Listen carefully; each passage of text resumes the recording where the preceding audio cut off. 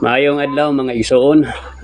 Padayon kita sa pagtuon sa pulong sa Ginoo. Ang atong topiko karon nga adlaw ang pulong eleksyon or pagpili sa Dios. So ang eleksyon kasagaran dili nato ni madunggan nga ginawali sa kadaghanan. Kay moabot man sa panghuna-una sa usa ka tawo nga unfair or bias ang Dios kung pinili lang ang iyang luwason.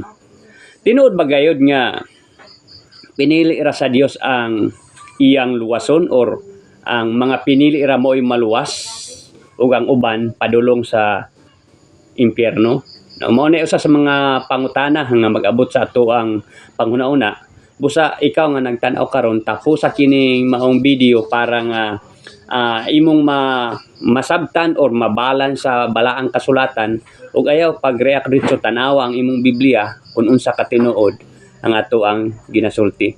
Sa Roma Kapitulo 8, versikulo 28, ingon pa sa pulong sa Ginoo, nasayod kita nga diha sa tanang butang, nagbuhat ang Dios alang sa kaayuhan, niadtong nahigugma kaniya, kadtong iyang mga tinawag sumala sa iyang katuyuan, kadtong gipili ng daan sa Dios, gilain niya aron may sama sa iyang anak, aron ang iyang anak mahimong kamagulangan sa daghang magsuon. Busa gitawag sa Dios kadtong iya nang gilain, wala lamang niya tawga sila kundili gihimo usab niyang matarong ug gipaambit sa iyang himaya.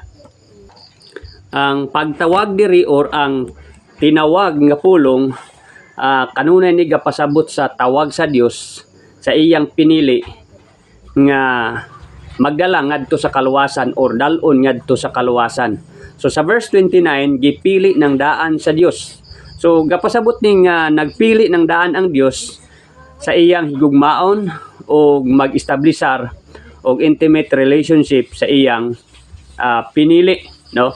O naana makitan sa Roma Kapitulo 9 versikulo 11 hangtod na sa 29. So kung imo ning tan-awon dili lang sila tinawag, gipili. Dahil ingon pa sa balaang kasulatan, ingon pa niya gilain. No, gilain to mark out or appoint. Gitudlo na nailhan na niya daan, no?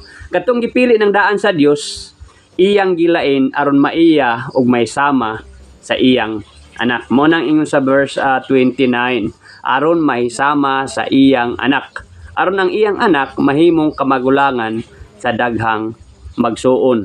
So kining pulong may sama sa iyang anak to conform to the image of His Son. Ang goal sa pinili or gilain sa Dios mao nga siya may sama ni Kristo Jesus nga anak sa Dios, no? Ang iyang kasing-kasing may sama kay Ginoong Kristo ang iyang goal. Mao nang giingon ni Apostol Pablo nga diya sa Colosas Kapitulo 1 versikulo 28, sa Filipos Kapitulo 3, no? Versikulo 14, mo na ang goal ni Apostol Pablo, ang pinili o gani pa usa sa mga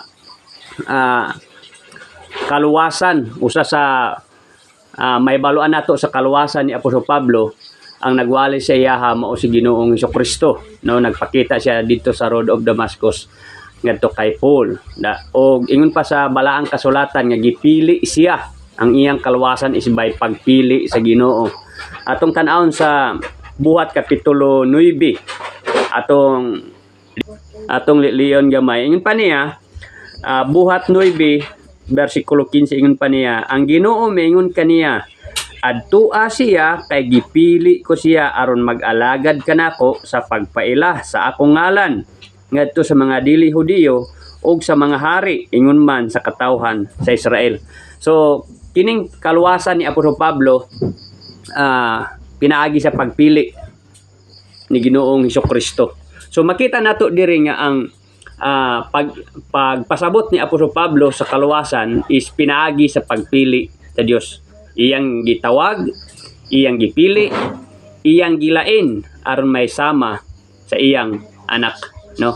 Og ingon pa diri sa verse 29, si Ginoong Hesus mao ang kamagulangan sa daghang binuhat, buti pasabot nga siya ang pinakalabaw sa tanan, siya ang pinakaimportante sa tanan. Si Jesus ang modelo sa tanan, ilabi na gyud sa mga pinili.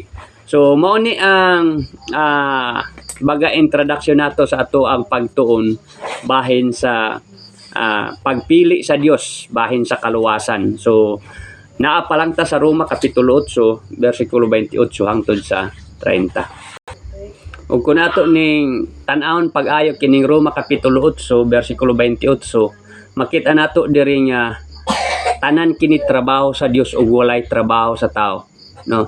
Tanan kini trabaho sa Dios ug wala gay part ang tao. Ug ato nang mahibaluan sa sunod nga mga verses sa atong pagtuon sa pulong sa Ginoo. Daghang salamat sa inyong pagpananaw.